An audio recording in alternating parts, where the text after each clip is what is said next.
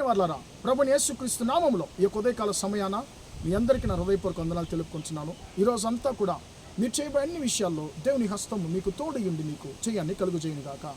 Ruth గ్రంథము 2వ అధ్యాయము 12వ వచనం ఇలా సెలవిస్తుంది, యెహోవా నువ్వు చేసిన దానికి ప్రతిఫలం ఇచ్చును, యెహోవా నువ్వు చేసిన దానికి ప్రతిఫలం ఇచ్చును అనేటువంటి మాటను మనం చూస్తున్నామండి. ప్రియులారా, మనము చాలా క్రియలు, చాలా పనులు ఈ యొక్క లోకంలో మనం చేస్తుంటామండి. చాలా ప్రయాసాలు మనం పడుతుంటాము. కానీ ప్రియులారా, మన యొక్క క్రియలకు, మన యొక్క ప్రయాసాలకు తగిన ప్రతిఫలము దొరుకుతుందా అని మనం ఆలోచిస్తే అనేక సార్లు ప్రియులారా, మన యొక్క ప్రయాసానికి తగిన ప్రతిఫలము దొరకడం లేదనే చెప్పాలండి. ప్రియులారా, కొన్నిసార్లు మనము ఎన్నో విషయాలకు మన యొక్క ఉద్యోగం కొరకు కానివ్వండి, లేకుంటే మన యొక్క బిడ్డల యొక్క భవిష్యత్తు నిమిత్తం కానివ్వండి, లేకుంటే వేరే ఏదైనా విషయాలు కానివ్వండి, మనము చాలాసార్లు ఎక్కువగా ప్రయాసపడుతుంటామండి, కష్టపడుతుంటాం. కానీ ఆ యొక్క ప్రయాసానికి తగిన ప్రతిఫలము దొరుకుతుందంటే దొరకడం లేదండి. కానీ ప్రియులారా, యొక్క ఉదయకాల సమయాన ప్రభుని దేవుడు మనందరం చూసి ఆయన అంటున్నాడు, నిన్ను చూసి అంటున్నాడు, నా బిడ్డ, నీ యొక్క క్రియలకు, నువ్వు చేసిన దానికి ఖచ్చితంగా నేను నీకు ప్రతిఫలాన్ని నేను ఇవ్వబోతున్నాను అని చెప్పి, ఫలితాన్ని నేను ఇవ్వబోతున్నాను అని చెప్పి దేవుడు నాతో మాట్లాడుతున్నాడండి. ప్రియులారా, ఈ యొక్క మాట రూత్ అనేటువంటి ఒక స్త్రీకి బోయేజ్ అనేటువంటి యజమానుడి ద్వారా చెప్పబడిన మాట అండి. ప్రియులారా, ఎందుకు ఆయన ఈ యొక్క రూత్ అనేటువంటి స్త్రీతో ఈ యొక్క మాట చెప్పాలి? ప్రియులారా, యొక్క రూతు ఒక విధవరాలుగా ఉంది. ఆమె మోయాబ్ దేశానికి చెందినటువంటి ఒక స్త్రీ అండి. ఆమె మోయాబ్ దేశంలో ఉన్నప్పుడు బెత్లెహేమీయుడు అయినటువంటి ఒక వ్యక్తిని ఆమె వివాహం చేసుకుంటుంది. కానీ ప్రియులారా, బెత్లెహేములో ఆమె తన యొక్క భర్తను కోల్పోతుంది. ఆమె మోయాబు దేశంలో ఆమె తన యొక్క భర్తను కోల్పోతుంది. భర్త చనిపోతున్నాడు. ప్రియులారా, ఇప్పుడు ఏం జరుగుతుంది? ఇప్పుడు తన యొక్క అత్తమైనటువంటి నయోమితో ప్రియులారా, ఆమె ఏం చేస్తుందంటే బయలుదేరి బెత్లెహేముకు వస్తుంది. మామయ్య అంటే ఆ నయోమి యొక్క భర్త గారు చనిపోయాడు, ఈమె రూతు యొక్క భర్త గారు చనిపోయారండి. ఇప్పుడు అత్త కోడలు ఇద్దరు కూడా ఆ యొక్క మోయాబ్ దేశం నుంచి బెత్లెహేముకు వస్తున్నారు.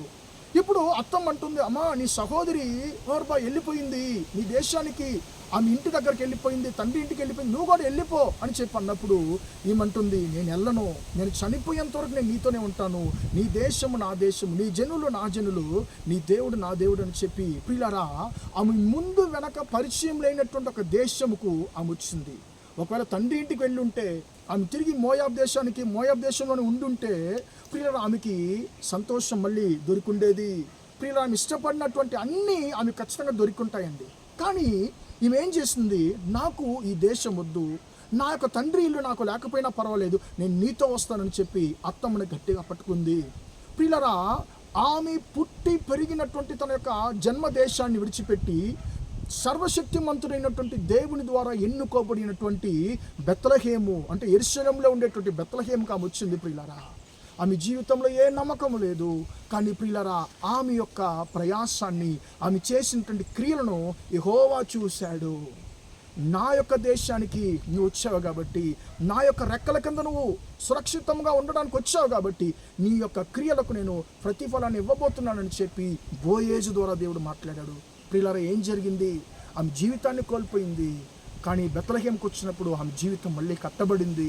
ప్రియులారా, ఇంకా ఆమె పొందుకున్నటువంటి శ్రేష్టమైనటువంటి ఆశీర్వాదం ఏంటంటే, ఆ రూతు యొక్క సంతతిలోనే ప్రభు అయిన యేసుక్రీస్తు జన్మించాడు.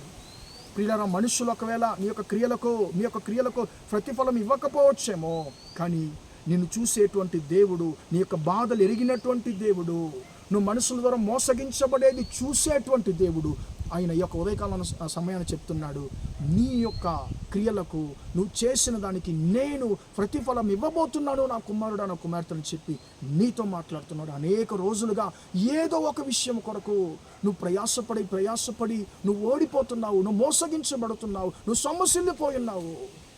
అయ్యో, నా ప్రయాసం అంతా వ్యర్థమని చెప్పి నువ్వు అనుకుంటున్నావేమో. ఈ యొక్క ఉదయకాల సమయాన దేవుడు అంటున్నాడు, నీ